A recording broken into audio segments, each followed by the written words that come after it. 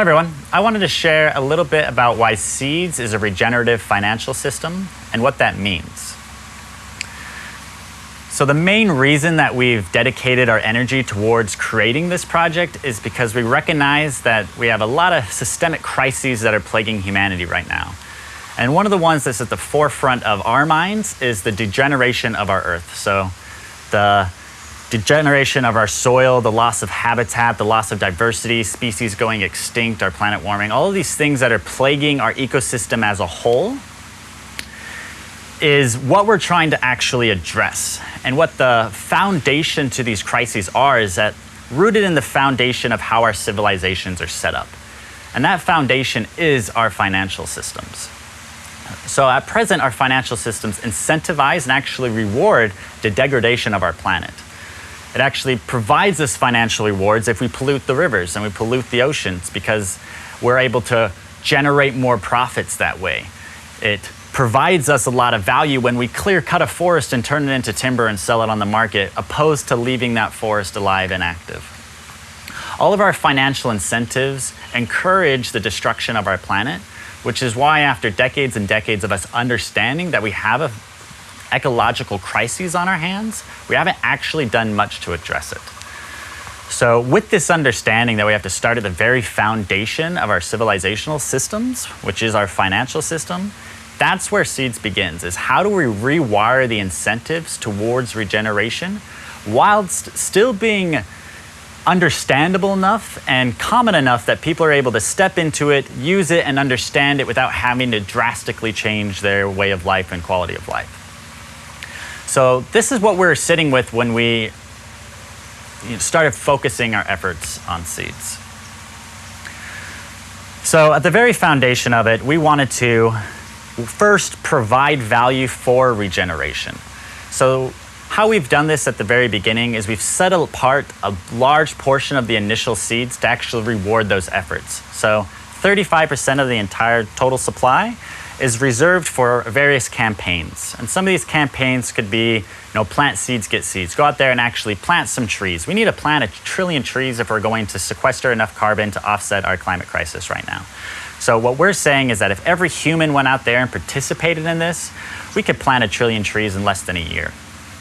And what we're wanting to do is actually provide a financial incentive and reward for doing that.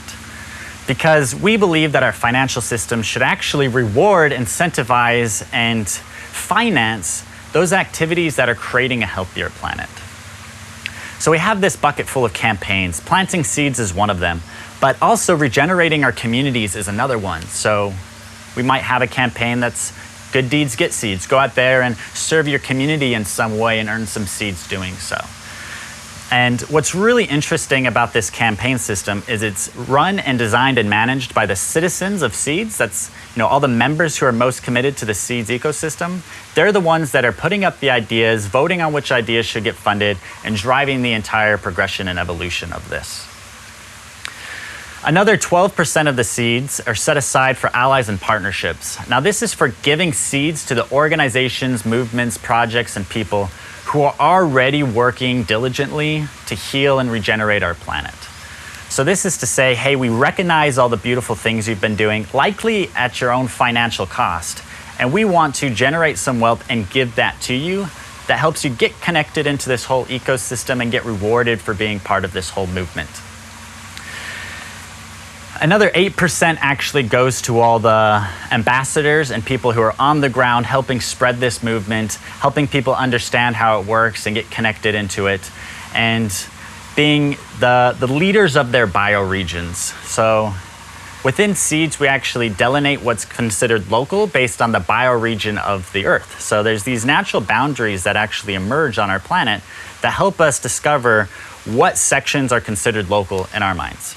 So within Seeds, we don't consider like a national boundary or a state boundary or some of these artificial boundaries as what we consider local. We look more towards the bioregion because if we're intending to regenerate our local systems, we need to have autonomy over that whole system.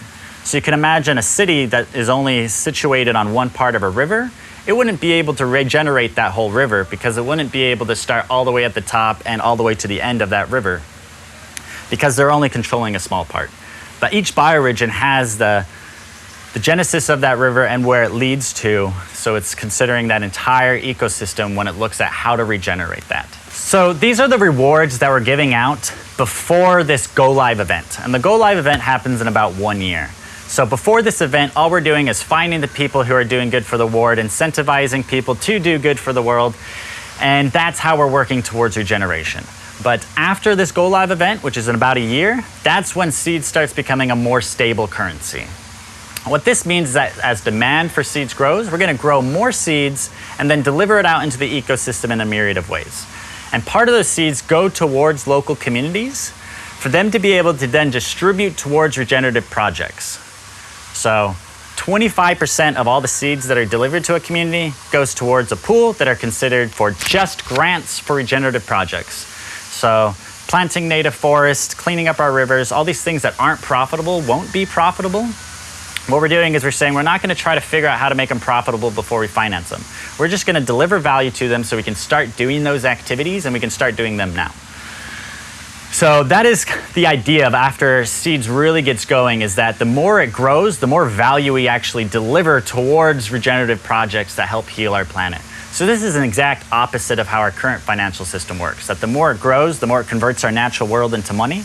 Ours is the more it grows, the more wealth we distribute towards regenerative projects that heal our planet.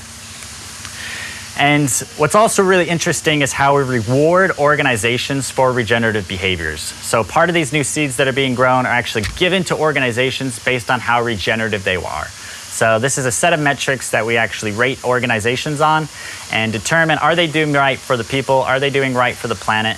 And if so, we're actually going to pay them money for doing that. So now we're creating a financial reward and a financial incentive for organizations to change their behaviors and start doing what's right.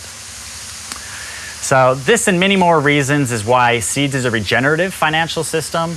And the last piece I'm going to leave you with is the citizens of Seeds themselves are the ones that help evolve this and help make it more regenerative over time, help evolve the protocols to be more nuanced in how we reward and incentivize regeneration. So that's where this is going to keep growing, keep evolving, and keep getting more complexity and ability to be able to act and generate value towards regeneration.